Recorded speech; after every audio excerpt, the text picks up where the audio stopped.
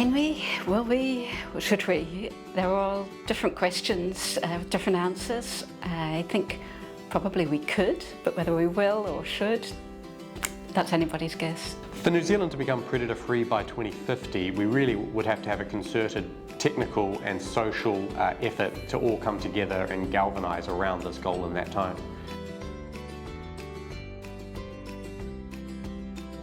The current tools we use can achieve eradication on very small scales, but we still struggle to ramp them up to the whole country that we need.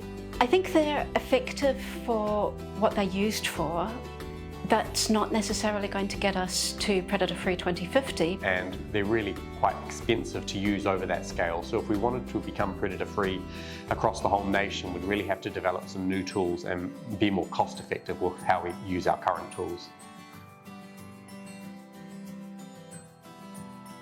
As a statistician, I'm coming from the whole data side of things, and so when I'm thinking of new technologies, I'm not necessarily thinking of the elimination technologies. I'm thinking about the technologies that will help us to know what we've actually achieved and how far we've still got to go.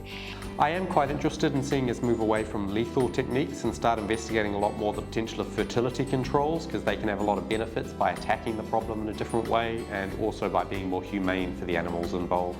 There's a whole lot of exciting things happening in the artificial intelligence space, for automatically detecting predators and being able to wirelessly communicate back to base whether what you've got and where it is and how many you've got. So for me, there's a lot of exciting stuff going on in that space.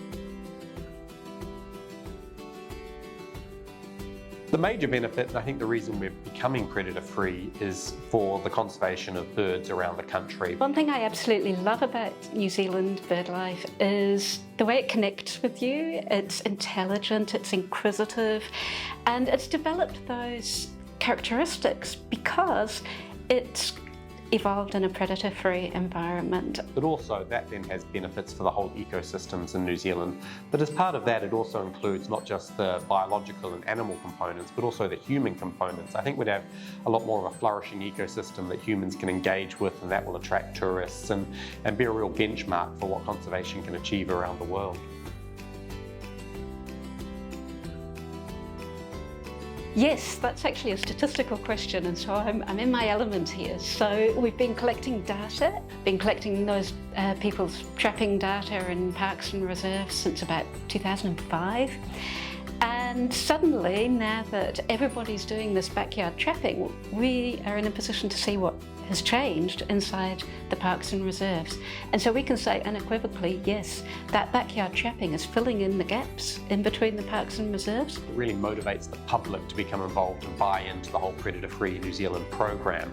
But as we see more and more members of the public come on board, we start to reach these tipping points in the neighbourhood where the majority of the neighbourhood's involved in pest control, and this leads to huge benefits, and we actually see urban areas of New Zealand become predator-free for the first time. If we all play that part, we will find that we make tangible progress, and we can see the birds coming back into Auckland City already, so that's really exciting.